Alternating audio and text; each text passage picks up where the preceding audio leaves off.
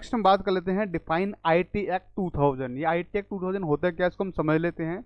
IT act 2000 means information technology act 2000। ये basically क्या था, सन 2000 में भारत सरकार के द्वारा एक नियम बनाया गया था, एक लॉ बनाया गया था। में इलेक्ट्रॉनिक ट्रांजेक्शन्स होती हैं और जो इसके अलावा जैसे डिजिटल सिग्नेचर होते हैं, इलेक्ट्रॉनिक रिकॉर्ड्स होते हैं, इसको एक पहचान मिली, एक लीगल पहचान मिली। यानी कि जितने भी हम ऑनलाइन ट्रांजेक्शन करेंगे या जितने भी हम डिजिटल सिग्नेचर होते हैं या डिजिटल इलेक्ट्रॉनिक रिकॉर्ड्स होते हैं, उसको एक लीगल पहचान मिल गई, इसको हम क्लेम कर सकते हैं कहीं भी। आईटी एक्ट के अंदर ई कॉमर्स को प्रमोट किया गया है। ई कॉमर्स क्या होता है, बेसिकली जितनी भी ऑनलाइन एक्टिविटीज़ होती हैं, ऑनलाइन सेल परचेज जो होती है, उसको हम बोलते हैं ई कॉमर्स। ठीक है, तो जितनी वेबसाइट्स जो होती हैं जो ऑनलाइन सेल परचेज करते हैं, उसको हम बोलते हैं ई कॉमर्स वेबसाइट, जैसे कि अमेजन और फ्लिपकार्ट। तो जो आईटी एक्ट 2000 आया था, उन्होंने प्रमोट करा, किस चीज़ को बढ़ावा दिया, उन्होंने प्रमोट किया ई कॉमर्स को। ठीक है, तो इंडिया के अंदर भी क्या हुआ, ई कॉमर्स एक्टिविटी बढ़ने लगी। इसके अलावा it insures the cyber security. तो आईटी एक्ट 2000 के अंदर एक और चीज़ नहीं ऐड हो गई, साइबर सिक्योरिटी। यानी कि अब ये भारत सरकार के अंदर एक नियम बनाया गया था, जिसके अंदर हम साइबर सिक्योरिटी भी मिलेगी। And address cyber crimes. ठीक है, जितने भी साइबर क्राइम होंगे वो उसको भी कहाँ डील किया जाएगा, वो उसको भी डील किया जाएगा आईटी एक्ट 2000 के अंदर। एंड इलेक्ट्रॉनिक ऑफेंस, जितने भी इलेक्ट्रॉनिक अपराध होते हैं उनको भी कहाँ डील किया जाएगा, आईटी एक्ट 2000 के अंदर उनको डील किया जाएगा। IT act means legal recognition for electronic records. देखिए यहाँ पर key elements of IT act 2000, legal recognition for electronic record, जितने भी इलेक्ट्रॉनिक रिकॉर्ड्स होते हैं उसको एक पहचान मिली। Second one, facilitate electronic governance and e commerce and commerce. ठीक है, ये गवर्नमेंट ने बहुत सारी फैसिलिटीज प्रोवाइड करी कॉमर्स से रिलेटेड, व्यापार से रिलेटेड। इसके अलावा नेक्स्ट 3 है, promote IT sector growth and innovation. जितनी भी आईटी सेक्टर के अंदर ग्रोथ आई है वो आईटी एक्ट 2000 के अनुसार ही आई है। ठीक है, जितने भी इनोवेशन है वो भी सब इसी का एक रिजल्ट है। Cyber crime regulation and data protection, यानी साइबर क्राइम को रेगुलेट करना और उसको डेटा को प्रोटेक्ट करना, ये भी किसका, आईटी एक्ट के अंदर था। स्ट्रिक्ट प्राइवेसी लॉ, जितने भी प्राइवेसी लॉ होते हैं वो सब भी किसके अंदर है, वो आईटी एक्ट 2000 के अंदर कवर अप हो जाते हैं। नेक्स्ट हम बात कर लेते हैं आईटी एक्ट 2000 के सेक्शन 66C के। अब 66C होता क्या, जैसे कोई भी साइबर क्रिमिनल है, जैसे जिसने मान के चलो किसी का आइडेंटिटी थेफ्ट करी, यानी किसी की व्यक्तिगत पहचान की चोरी करी या किसी का डेटा चुराया या कोई भी उसने फ्रॉड करा या कोई भी अन्य इलीगल एक्टिविटीज़ करती है, तो उसको सज़ा देने का जो प्रोविज़न है वो 66C के अंदर है। उसमें उसको जुर्माना होगा और कारावास भी हो सकती है। इसको समझ लेते हैं एक बार फिर से। आईटी एक्ट 2000 की धारा 66C, पहचान की चोरी यानी आइडेंटिटी थेफ्ट, जैसे किसी व्यक्ति का डेटा का उपयोग करना या धोखाधड़ी यानी फ्रॉड या अन्य अवैध गतिविधियों का अंजाम देने के लिए सजा से संबंधित है। यानी 66C के अंदर कोई भी व्यक्ति किसी की आइडेंटिटी थेफ्ट करता है, चुराता है, या किसी धोखाधड़ी कर लेता है, किसी का डेटा चुरा लेता है, ठीक है ना, या कोई भी एक्टिविटी करता है, तो उसको सजा देने का जो प्रोविज़न है वो आईटी एक्ट के सेक्शन 66C के अंदर है। इसमें उस व्यक्ति को क्या हो सकता है, तो जुर्माना देना होगा उसको, ठीक है, या उसमें कारावास हो सकता है, या दोनों चीज़ भी शामिल हो सकती हैं।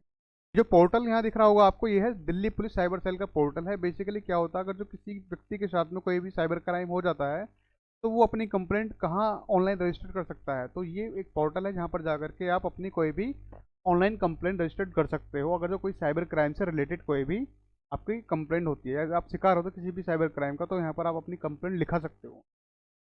नेक्स्ट है साइबर बुलिंग। साइबर बुलिंग क्या होता है, इसको हम समझ लेते हैं। बेसिकली साइबर बुलिंग होता है बेसिकली किसी को ऑनलाइन थ्रेट देना, किसी को शर्मिंदा करना, ह्यूमिलेट करना, है ना, किसी को परेशान करना, ये सब होता है साइबर बुलिंग के अंदर बेसिकली। तो साइबर बुलिंग क्या होता है, इसको समझ लेते हैं। Cyber bullying is the use of digital platform to harass, threaten और एम्ब्रेस समवन। तो बेसिकली क्या होता है, साइबर बुलिंग क्या होता है, साइबर बुलिंग में होता क्या, डिजिटल टेक्नोलॉजी का यूज़ करते हुए किसी को हैरास करना, ओके, किसी को थ्रेट देना या किसी को शर्मिंदा करना, एम्बेरेश करना, ये क्या होता है, इसको हम बोलते हैं cyber bullying. It includes actions like online harassment. Online harassment क्या होता है, किसी को परेशान करना, मेंटली टॉर्चर करना बेसिकली, या स्प्रेडिंग रूमर्स, किसी के बारे में कोई गलत अफवाह फैलाना, या एक्सक्लूजन यानी किसी को एक्सक्लूड करना, ओके, किसी को जैसे 10 लोगों में से कोई एक व्यक्ति को हम एक्सक्लूड करने लगे या उसको नेगेट करने लगे, उसको भी हम बोलते हैं साइबर बुलिंग। या इम्पर्सनेट यानी कि किसी कॉपी करना, ओके, किसी के नेगेटिव वे में कॉपी करना, और या पब्लिक शेविंग, पब्लिक में किसी को शर्मिंदा करना, ये सब एग्जाम्पल्स हैं किस चीज़ के, साइबर बुलिंग के। साइबर बुलिंग आजकल बहुत ज़्यादा लोग उसके शिकार हो जाते हैं, जिसकी वजह से क्या होता है, कुछ लोग मेंटली डिस्टर्ब हो जाते हैं और कई हद तक जाकर के वो सुसाइड भी कर लेते हैं।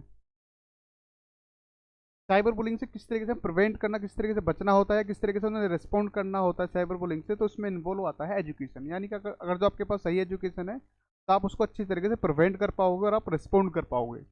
यूजिंग प्राइवेसी सेटिंग, आप प्राइवेसी सेटिंग सेट कर सकते हो अपनी डिजिटल अकाउंट्स पर, सोशल मीडिया अकाउंट पर, जितने भी अकाउंट्स होते हैं आपके। रिपोर्टिंग एब्यूजिव बिहेवियर, यानी कि अगर जो कोई आपको एब्यूजिव बिहेवियर कर रहा है, आपके साथ में नेगेट कर रहा है, साइबर बुलिंग कर रहा है, तो आप उसके रिपोर्ट भी कर सकते हो। And seeking support from trusted individual, आप क्या कर सकते हो, किसी भी ट्रस्टेड इंडिविजुअल का सपोर्ट करके आप उसको रिप्लाई कर सकते हो, रिस्पॉन्ड कर सकते हो। ये था साइबर बुलिंग के बारे में, ठीक है ना। मैंने बताया था ना, जैसे किसी को स्टूपिड बोलना या अगली बोलना, हेट करना, किसी को कमेंट करना, नेगेट करना, ये होता है साइबर बुलिंग। और हिंदी में समझ लें साइबर बुलिंग को। साइबर बुलिंग किसी को परेशान करना, धमकी देना या शर्मिंदा करने के लिए डिजिटल प्लेटफॉर्म का उपयोग करना। यानी कि डिजिटल प्लेटफॉर्म का उपयोग करते हुए किसी को परेशान करना, धमकी देना या शर्मिंदा करना, ये साइबर बुलिंग कहलाता है। इसमें ऑनलाइन उत्पीड़न, अफवाहें फैलाना, किसी का बहिष्कार करना, है ना, या सार्वजनिक रूप से शर्मिंदा करना या प्रतिरूपण करना, ये सारा इंक्लूड होता है। साइबर बुलिंग को रोकने और जवाब देने के लिए सबसे पहला है एजुकेशन। हमारे पास में एजुकेशन होनी चाहिए और हमारी प्राइवेसी सेटिंग्स जो होती हैं उनका उपयोग करना चाहिए। अगर जो कोई हमारे साथ अपमानजनक व्यवहार करता है तो उसकी रिपोर्ट हमें कर देनी चाहिए और विश्वसनीय व्यक्तियों का सपोर्ट लेना चाहिए अगर जो हमें किसी प्रकार की कोई हमें साइबर बुलिंग करता है, ठीक है। नेक्स्ट है डिजिटल डिटॉक्सिफिकेशन। ये डिजिटल डिटॉक्सिफिकेशन क्या होता है, इसको हम समझ लेते हैं।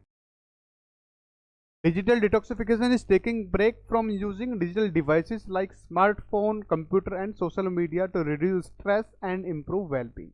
तो बेसिकली क्या होता है, डिजिटल डिटॉक्सिफिकेशन करने के लिए हमें रेगुलरली क्या होता है, हमें ब्रेक लेना होता है। किस चीज़ से, यूजिंग, जब भी हम डिजिटल डिवाइसेस का यूज़ करते हैं, जैसे कि स्मार्टफोन, कंप्यूटर और सोशल मीडिया अकाउंट, अपने स्ट्रेस को कम करने के लिए और अपने जो वेलबींग है उसको इम्प्रूव करने के लिए। तो डिजिटल डिटॉक्सिफिकेशन सिंपल है समझना, कि जो भी हम स्क्रीन टाइम यूज़ कर रहे होते हैं, मोबाइल, कंप्यूटर, लैपटॉप या टेलीविजन भी इसमें इंक्लूड होता है, तो उससे हमें रेगुलरली ब्रेक लेना होता है। That is called digital detoxification. Okay, तो अगर ये हो गया तो हमारी ओवरऑल जो हमारी हेल्थ है वो इम्प्रूव होनी स्टार्ट हो जाएगी। तो it helps you reconnect with real life activities and relationship without distraction of technology. So basically क्या होता है, जो भी आपके रियल लाइफ में आप फिर से कनेक्ट हो जाते हो और जो भी आपके दोस्त हैं आप उनके साथ एक्टिविटी करते हो और बहुत सारे जो टेक्नोलॉजी से डिस्ट्रैक्ट होते हैं उससे भी आप बच जाओगे। ठीक है, ठीक है। ये देखिए आप, डिजिटल डिटॉक्सिफिकेशन यानी कि अपने आप को दूर करना किस किन चीज़ों से, या बैलेंस करना किन सब चीज़ों से, जितनी भी ऑनलाइन एक्टिविटीज़ होती हैं या कंप्यूटर से या मोबाइल से या टीवी से, इन सब चीज़ों से एक दूरी बना के रखना, एक लिमिटेड दूरी बना के रखना, ये होता है डिजिटल डिटॉक्सिफिकेशन। हिंदी में समझ लेते हैं एक बार। तनाव को कम करने के तनाव को कम करने और सेहत में सुधार के लिए डिजिटल डिटॉक्सिफिकेशन स्मार्टफोन, कंप्यूटर और सोशल मीडिया जैसे डिजिटल उपकरणों के उपयोग से ब्रेक लेना है। तो बेसिकली किस चीज़ से ब्रेक लेना हमें, जितने भी ऑनलाइन एक्टिविटीज़ होती हैं या स्मार्टफोन या सोशल मीडिया से। यह आपको टेक्नोलॉजी के व्यवधान के बिना वास्तविक जीवन की गतिविधि और रिश्ते को फिर से जोड़ने में मदद करता है। तो ये बहुत ही ज़्यादा ज़रूरी है, इंपॉर्टेंट है डिजिटल डिटॉक्सिफिकेशन करना। नेक्स्ट है 3 आवर्स। अब define triple R, define 3 hours of ethics. ये 3 आवर्स ऑफ एथिक्स क्या होता है, इसको हम समझ लेते हैं। बेसिकली जब भी हम ऑनलाइन एक्टिविटी कर रहे होते हैं तो सबसे पहला आर है इसमें respect. Give respect while talking और कमेंटिंग अदर्स। जब भी आप ऑनलाइन किसी से बात कर रहे होते हैं, ठीक है, या कमेंट कर रहे होते हैं दूसरों के ऊपर, तो हमें रेस्पेक्टफुल होना चाहिए, हमें दूसरों के रेस्पेक्ट करना चाहिए। रिकॉग्नाइज, इसको समझ लेते, बहुत इंपॉर्टेंट, मोस्ट इंपॉर्टेंट। रिकॉग्नाइज मतलब क्या होता है, recognise fake message news before forwarding. यानी कि जो भी हमारे पास कोई न्यूज़ आ रखी होती है या कोई मैसेज आ रखा होता है, हम बिना सोचे समझे उसको फॉरवर्ड कर देते हैं, जबकि ऐसा नहीं करना चाहिए। हो सकता है वो फेक हो, नकली हो, है ना, उससे हो सकता है आगे चल के लड़ाई हो रही हो किसी में। तो बेसिकली क्या होता है, रिकॉग्नाइज यानी कि हमें सही मैसेज की पहचान करनी चाहिए, न्यूज़ की पहचान करनी आनी चाहिए उसको फॉरवर्ड करने से पहले। तो respect and recognise. Third one is responsible. भी रेस्पॉन्सिबल क्या होता है इसको हम समझ लेते हैं। Responsible behaviour while working in real और ऑनलाइन वर्ल्ड, यानी कि जो भी हम ऑनलाइन या ऑफलाइन जो भी एक्टिविटी कर रहे होते हैं हम उसके जिम्मेदार खुद है। We should be responsible, okay. So we must show our responsible behaviour while working in real और ऑनलाइन वर्ल्ड, यानी कि जो भी हम ऑनलाइन या ऑफलाइन वर्ल्ड में हम बात कर रहे होते हैं उसके प्रति हमें क्या होना चाहिए, रेस्पॉन्सिबल होना चाहिए। ये थे ट्रिपल आर, ये बहुत इंपॉर्टेंट है, बहुत समझना बहुत जरूरी है। हिंदी में समझ लेते हैं ट्रिपल आर, हिंदी में समझ लेते हैं 3 आर्स को। सम्मान, यानी कि दूसरों से बात करते या टिप्पणी करते समय सम्मान दें। सेकंड वन, पहचानें, यानी फॉरवर्ड करने से पहले फर्जी मैसेज है या कोई फर्जी खबर है उसको पहचानो, फॉरवर्ड करने से पहले, ये बहुत जरूरी है। थर्ड वन इज वास्तविक या ऑनलाइन दुनिया में काम करते समय जिम्मेदार व्यवहार दिखाएं, यानी कि आप जो भी ऑनलाइन या ऑफलाइन एक्टिविटीज कर रहे हैं आपकी जिम्मेदार है, आपकी आप उसके लिए रेस्पॉन्सिबल हो, जिम्मेदारी अपनी निभाएं। ये था तीसरा। Plagiarism is the act of using someone else work, ideas और intellectual property without proper acknowledgement, presenting it as own. Basically क्या होता है, जैसे मान के चलिए आपने, plagiarism is the act of using someone work, किसी भी दूसरे व्यक्ति का वर्क या कोई भी उसका आइडिया या कोई भी उसकी इंटेलेक्चुअल प्रॉपर्टी को यूज करना विदाउट एक्नॉलेज, बिना उसके पूछे यूज करना, और presenting it as your own, और उसको ऐसे रिप्रेजेंट करना कि ये मेरी बनाई गई है, तो हम बोलते हैं plagiarism. This can include कॉपिंग text, किसी टेक्स्ट को कॉपी करना, यूजिंग अनदर पर्सन्स रिसर्च, किसी की रिसर्च को यूज करना, किसी का आइडिया को यूज करना, और इवन पैराफ्रेजिंग, यानी कि किसी की विवरण को, यानी किसी की संक्षिप्त में कोई विवरण होता है, कोई भी थॉट्स मान लीजिए एक तरीके से, without crediting the original sources, यानी कि अगर जब ओरिजिनल सोर्स को क्रेडिट दिए बिना उनका यूज करते हो तो उसको हम बोलते हैं प्लेगरिज्म। अगर जो आपको कोई चीज़ यूज भी करनी है तो आपको उसका रेफरेंस दे देना चाहिए कि ये चीज़ हमने वहाँ से लिया है, that is called plagiarism. Dear students, ये कुल मिलाकर के 6 एक्टिविटीज़ हैं जो आपको करनी है अपने घर पर। इनको स्कैन करना है, स्कैन करने के बाद में आपको बहुत सारी चीज़ें वहाँ सीखने को मिलेंगी, इसको समझ लेना। क्विज भी मिलेगा, जैसे बात कर लेते हैं एक्टिविटी 1 के बारे में। एक्टिविटी 1 क्या है, practical tips to help dealing with the fake account issues, यानी कि ये जो पहली एक्टिविटी है इसमें आपको फेक अकाउंट के बारे में जानकारी मिलेगी, ओके। तो नीचे दिए गए लिंक पर ये क्लिक कीजिए, फिर स्कैन कोड को तो क्या करना है, हमें स्कैन करना है। स्कैन करने के बाद में क्या होगा, एक लिंक ओपन होगा जिसको हम समझेंगे। समझने के बाद में आपको टिप्स मिलेंगे उसमें कि फेक अकाउंट कैसे होता है, उसको किस तरीके से हम मतलब डील करना चाहिए, okay. Student will make poster in real world, student will make poster in word and speak a few lines in class after reading the point from the above site, यानी कि जो साइट है ऊपर जो ये link खुलेगा उसमें जो आप सीखने वाले हो उसके ऊपर आपको एक पोस्टर बनाना है और साथ में उसके बारे में कुछ बताना भी है, कुछ 2-4 लाइनें। एक्टिविटी 2 के बारे में बात कर लेते हैं, साइबर बुलिंग के बारे में। बेसिकली मैंने बताया था साइबर बुलिंग किसी को परेशान करना, ऑनलाइन किसी को थ्रेट देना, गाली देना, ये सब क्या होता है, साइबर बुलिंग है इस किसी को, ठीक है। तो साइबर बुलिंग के बारे में जानकारी के लिए आप एक्टिविटी 2 को करेंगे। ये QR कोड है, इसको स्कैन कर लेंगे। थर्ड एक्टिविटी है, take a quiz on cyber bullying and get a certificate, attach this certificate in your portfolio. तो बेसिकली जो QR कोड एक्टिविटी 3 के अंदर ये क्विज है आपका, साइबर बुलिंग के ऊपर एक क्विज है, सारे बच्चे इसमें पार्टिसिपेट करेंगे, ठीक है। और आपको एक सर्टिफिकेट भी मिलेगा, उसको प्रिंट करके आप अपनी फाइल में लगा लेना। Activity 4, take a quiz on cyber ethics and get certificate. Cyber ethics क्या होता है उसके बारे में आपका एक क्विज है और ये क्विज भी आपको करना है। और ये सिंपल सा, ये सारा स्कैन कोड, ये स्कैन कर लेना है QR कोड और आपको एक क्विज करना, फिर उसका जो सर्टिफिकेट मिलेगा वो आपको अपनी फाइल में अटैच करना है। एक्टिविटी 5 क्या है, डिजिटल डिटॉक्सिफिकेशन के बारे में, मोस्ट इंपॉर्टेंट है, सारी एक्टिविटी करनी बहुत ज़रूरी है। Do the digital detoxification course from Diksha training on online safety protocol and cyber security and submit the certificate for the portfolio. देखिए दीक्षा एक ऐप है, दीक्षा क्या है, एक ऐप है, पढ़ने की एक ऐप है जिसको हम क्या काम करेंगे, डाउनलोड कर लेंगे। और ये जो लिंक है, जैसे हम इस लिंक पर क्लिक करेंगे तो आपको एक डिजिटल डिटॉक्सिफिकेशन कोर्स आएगा ओपन होकर के, हम उसको करेंगे, ट्रेनिंग होगी बेसिकली, उससे हम बहुत सारी चीज़ें सीखेंगे। ये एक्टिविटी 5 के बारे में। अब नेक्स्ट एक्टिविटी 6 है डिजिटल डिटॉक्सिफिकेशन के बारे में, हम किस तरीके से अपने आप को डिजिटल डिटॉक्सिफाई कर सकते हैं ये एक्टिविटी 6 के अंदर दिया हुआ है, तो ये सारे एक्टिविटी हमें करनी है। क्वेश्चन आंसर कर लेते हैं। पहला क्वेश्चन है ऑब्जेक्टिव टाइप में कि आपने कंप्यूटर पर दोस्त की ईमेल अकाउंट ओपन देखा तो आप क्या करेंगे। अगर जो आपने किसी भी कंप्यूटर पर अपने दोस्त का ईमेल अकाउंट ओपन हो खुला हुआ देखा तो आप क्या काम करेंगे। ऑप्शन ए, उस अकाउंट से किसी को मेल कर देंगे, नहीं ये साइबर क्राइम माना जाएगा, ये गलत है। फिर उस अकाउंट का पासवर्ड बदल देंगे, ये भी नहीं है। अपने मित्र को जाकर बताएंगे कि वो लॉग आउट कर दे, नहीं ये भी गलत है। ऑप्शन डी इसको समझ लेते हैं।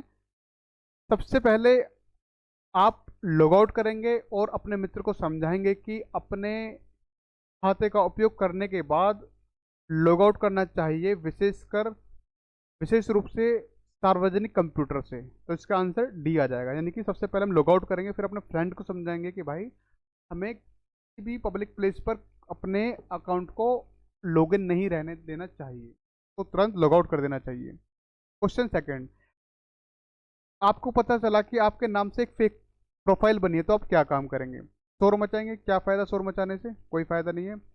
उस प्लेटफॉर्म और साइबर सेल में रिपोर्ट करेंगे। यस, साइबर सेल में हम रिपोर्ट करेंगे कि जी हमारे नाम की एक फेक प्रोफाइल बनी है और कोई इसका मिसयूज भी कर सकता है और दो लोगों से पैसे ठग सकता है, मांग सकता है, ऐसा होता भी है बहुत ज़्यादा। ऑप्शन सी, अकाउंट पर जाकर उसको खूब भला बुरा कहेंगे, कोई फ़ायदा नहीं गाली देने से, चुप रहेंगे, वो तो बिल्कुल नहीं बेकार है। तो ऑप्शन 20 का राइट आंसर था। क्वेश्चन 3, आपको एक दोस्त से फ्रेंड रिक्वेस्ट आती है तो आप क्या काम करेंगे। इसे बिना सोचे समझे तुरंत स्वीकार कर लेंगे, नहीं क्या पता वो फेक पर्सन हो। इसे कतई स्वीकार नहीं करेंगे, नहीं नहीं क्यों स्वीकार करेंगे, क्या पता सच में हमारा दोस्त हो। तो सी, खाते की पुष्टि के लिए पहले अपने मित्र से क्रॉस चेक करेंगे, यदि वह सही है तो इसे स्वीकार करेंगे। यह सबसे पहले हम कंफर्म करेंगे कि ये जो फ्रेंड रिक्वेस्ट है ये क्या ये मेरे फ्रेंड की है, यदि यस तो फिर हम क्या काम करेंगे, नेक्स्ट इसको एक्सेप्ट कर लेंगे फ्रेंड रिक्वेस्ट को। क्वेश्चन नंबर 4 है, आपका चचेरा भाई एक संदेश भेजता है जिसमें उसने अपने द्वारा भेजे गए खाते संख्या पर कुछ पैसे ऑनलाइन स्थानांतरित यानी ट्रांसफर करने के लिए कहा, क्योंकि वह एक आपातकाल स्थिति में है, तो आप क्या करोगे। ठीक है, अगर जो आपका चचेरा भाई है वो आपसे पैसे मांगने लगे, नंबर भेज दे कि भाई मेरे को इस अकाउंट में पैसे भेज दे, तो आप क्या करोगे।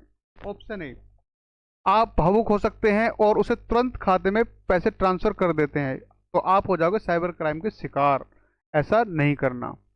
ठीक है, उसके बाद है आप उसे ब्लॉक कर दोगे, नहीं क्या पता वो सही भी हो।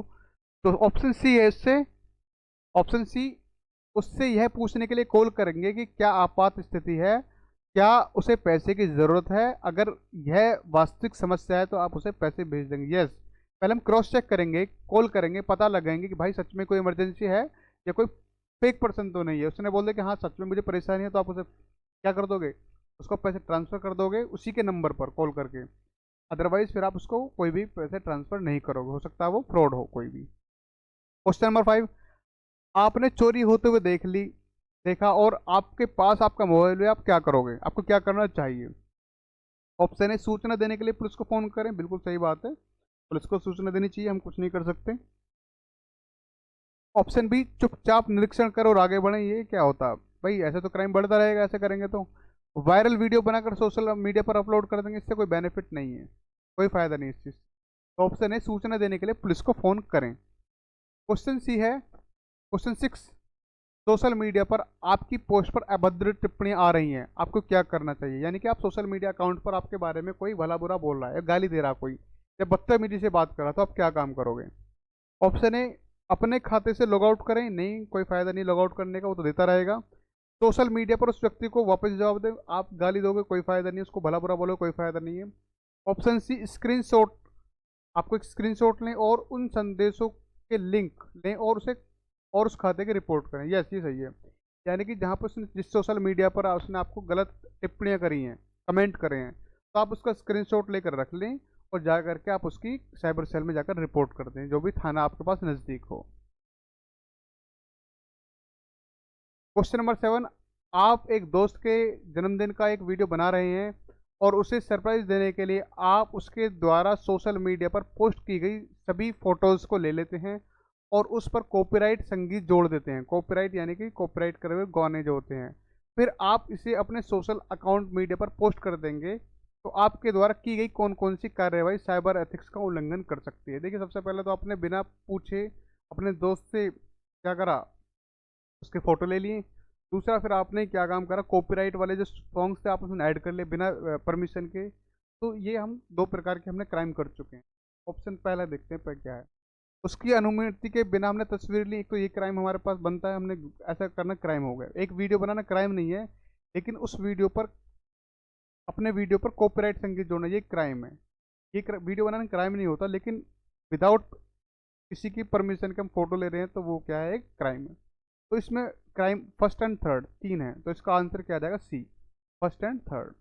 ठीक है। क्वेश्चन नंबर 8 है, क्या आपको डिजिटल डिटॉक्सिफिकेशन की आवश्यकता है। चलिए देखते हैं, इस क्विज को खेलें और नीचे दिए गए अनुसार परिणाम देखें। ये बेसिकली आपको खुद से करना। क्वेश्चन नंबर 8 है, ये आपको बताएगा कि आपको डिजिटल डिटॉक्सिफिकेशन की जरूरत है या नहीं। ये सारे क्वेश्चन आपको अपने आप ही करने हैं। मोस्टली सारे क्वेश्चन मैं आपको करा चुका हूँ, एक एक पॉइंट मैंने समझा है, कि चीज़ों को मैंने बारीक से समझा है। किसी बच्चे को कोई समस्या आती है तो उसको कमेंट सेक्शन में अपनी प्रॉब्लम को डाल दें, और मिलते हैं नेक्स्ट वीडियो में नए लेसन के साथ में।